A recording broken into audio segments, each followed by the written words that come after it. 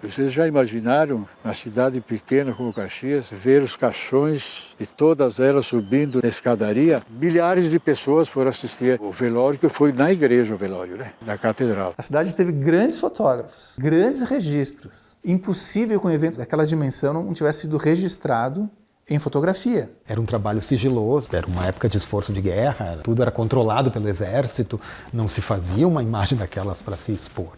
Os jornais não circulavam livremente com qualquer tipo de notícia, então havia uma censura muito grande.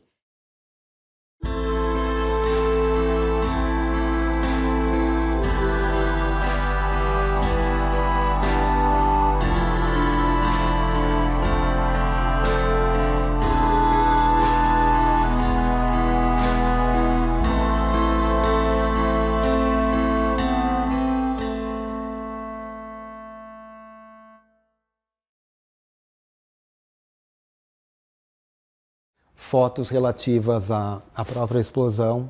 Esse é um dos grandes mistérios que a gente ainda vai tentar desvendar, mas eu acredito que isso deve ter sido destruído na época, que é dito aqui nas reportagens, sobre o fotógrafo da Polícia Civil que fez todas as primeiras imagens do pátio lá da gasola onde ocorreu a explosão, que voou tudo pelos ares e tinha os escombros, assim, tudo isso foi fotografado lá pelo fotógrafo Reno Mancuso, que ele era o fotógrafo da polícia, né? Então ele foi o único autorizado a entrar lá dentro.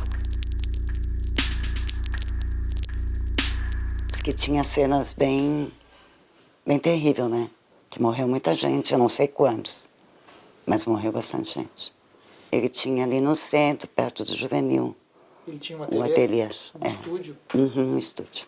Quando eu era criança, né, eu via a mãe falar ao pai que meu pai bateu as fotos da explosão do Gasola e botou na vitrine do ateliê.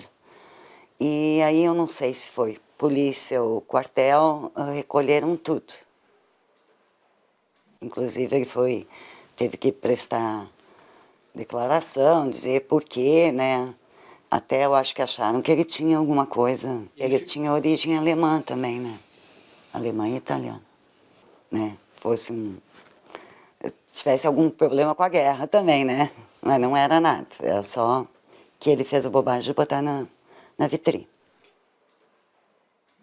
Tudo aquilo era um trabalho sigiloso, era uma época de esforço de guerra, tudo era controlado pelo exército, não se fazia uma imagem daquelas para se expor. Tanto que aquilo foi, assim que chegou a notícia de que aquilo estava exposto, atraindo a curiosidade do público, formando filas na Júlio de Castilhos para ver as imagens da tragédia, os militares chegaram e recolheram tudo, levaram ele para prestar esclarecimentos lá no quartel. As fotos não, ele não recuperou nem as negativos e nem as fotos. Ele não conseguiu mais. Eu não sei se isso tem algum arquivo em algum lugar, mas ele não viu mais. Não devolveu. Eu me lembro de estar lá na sacada, no último andar da sacada, né, que era a nossa moradia, e vi passarem os caixões na esquina da praça, com a catedral. Sempre moramos ali.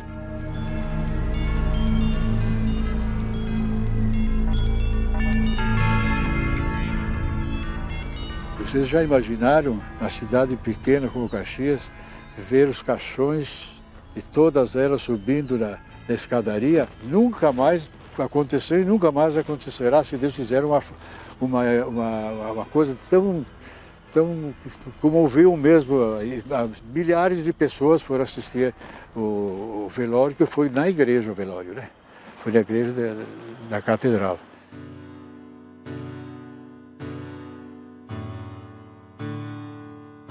Maria Amanda Bon é a vítima sem rosto. Não há fotografias e o destino de seus restos mortais é ignorado. Era conhecida como Amanda. Ficou apenas Maria na placa. Vinda da região de colonização alemã, também foi proibida de falar o idioma de origem naqueles tempos de guerra.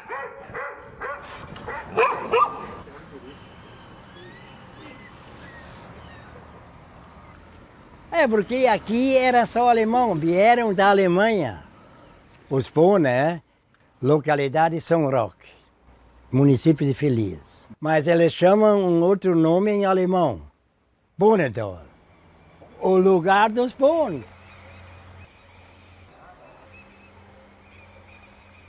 Como a maioria era dessa descendência, então ficou chamado Bonental, que é o São Roque. Olga Lucena Bohn, 97 anos. 97 anos. Sim, ela sempre morou lá no São Roque, nunca saiu. Até a mãe hoje, por exemplo, ainda ela entende uma e outra coisa, consegue falar, mas ela predomina o alemão, né?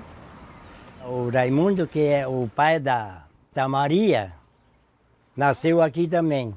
É meu tio. Depois ele saiu morar, ele foi morar em Picaracará, que era logo ali no distrito, né? Ele casou com a Frida, a mulher dele. Amanda. Amanda. Aquela que faleceu no incêndio, então era mais velha. É uma menina bonita, Amanda. Amanda, var tjejen? Sim. I hvor stand så hellerhåret, dunkle. Dunkle. Ganz dunkel, né? A Amanda, ela fisicamente era uma moça muito bonita, bem simpática e bonita, tinha o cabelo mais castanhos.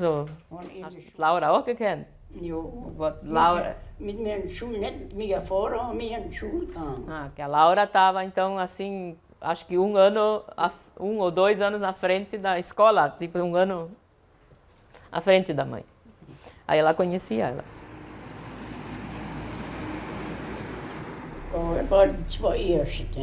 Ela acha que foram praticamente as primeiras que saíram de lá assim para uma cidade maior. Que não era costume, eles ficavam lá junto da família, trabalhando na roça, né? Essa tragédia que deu em 1941, da enchente 41, ele perdeu tudo. Não tinha nada, nada, nada. E era um homem que estava rico, rico.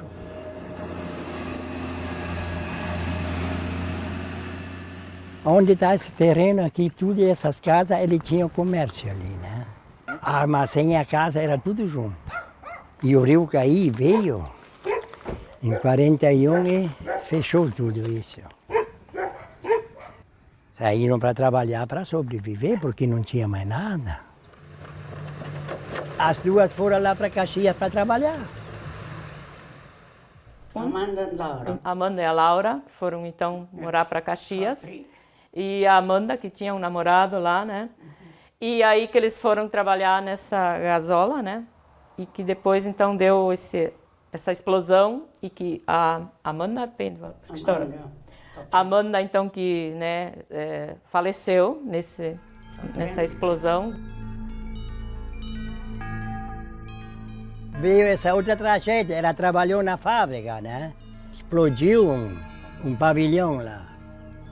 Daí, ela foi junto.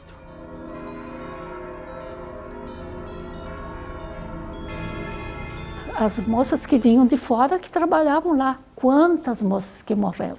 Por muitos e muitos anos foi muito comentado, porque abalou a cidade inteira. Foi a única que foi velada em casa, a Graciela. Como ela já tinha saído quando chegou o exército lá, que deu a ordem de serem veladas juntas, né? Mas como ela já estava em casa, elas não vieram buscar. Mas as outras foram veladas todas no hospital. Na capela do hospital. Foi o enterro da minha irmã, mais ou menos, saiu antes. Ela se encontrou com as outras mortas ali. E foi a missa na catedral. E depois então ela veio para ser enterrada para cá. Dizem que a missa na igreja foi uma missa de corpo presente, rezada pelo bispo Dom José Bareia, que depois faz um poema muito bonito, que o Juventino Dalbó resgata. A catedral estava cheia, a praça estava cheia de gente, e que contam que esse cortejo dos caixões faz o contorno na praça, no meio da multidão, e eles vão a pé, porque, claro, não tinha carro funerário, né? Até o cemitério público. Uma parece que foi lá pro lado de Lourdes. Vocês imaginem a comoção na cidade. Não tem uma foto disso? Cidade em luto. Dom José Baré. Na cidade de Caxias, deu-se grande e fatal desastre. Explodindo foi pelos ares um depósito de munição. Consternados, acorrem todos, desejando prestar socorro. Nos escombros ressoam gritos e gemidos e tristes ais. São meninas estraçalhadas que suplicam e que agonizam. Pais aflitos, em pranto as filhas, acompanham ao hospital. A despeito de 1000 desvelos, cresce o número das que sucumbem. Tange o sino no campanário, entre assentos de imensa dor. No outro dia, as pobrezinhas são levadas ao Campo Santo. Rezam todos no templo em luto e lastimam os pobres pais. Então, este aqui é o livro de registro do cemitério público, onde nós temos os registros de sepultamentos de 1943, julho de 43. Assim, ó, a Maria Amanda Bon, a Olívia Gomes e a Júlia Gomes foram ferimentos gravíssimos. E o casago foi fratura no crânio. O Brasil não conhece essa história. E um dia vai ter que conhecer essa história. Talvez não se tenha notícia de um evento no fronte, dos pracinhas lá na Itália, onde tenham morrido tantos soldados num único evento. Talvez esse tenha sido um dos eventos mais dramáticos do envolvimento do Brasil na Segunda Guerra Mundial. Porque eu acho que o país, né, o Estado brasileiro como nação, não como governos, como nação, precisa olhar para essa história e rever essa história. E, inclusive, eu acho que é uma história que merece ainda um tratamento de direitos humanos por parte do Estado brasileiro, eu acho. Aber dann in Zeiten não sind sie fortgewandert. Não, ela diz que lembra quando a Laura voltou, né? E aí ficou, para eles foi muito triste, porque eles, né, na época não presenciavam isso, nunca assim um acidente, assim. Tempo depois, então, que ela lembra que eles se mudaram e foram morar, não se sabe para onde. Isso ela não sabe. Sim, ela voltou depois para casa e depois ela se mudou para Porto Alegre, a Laura. Agora, depois o destino dela, eu também não sei. Antigamente, alguns comentaram, mas não era muito comentado. Porque isso eles comentaram entre eles, os antigos, né? Mas depois disso, ninguém não comentou mais nada.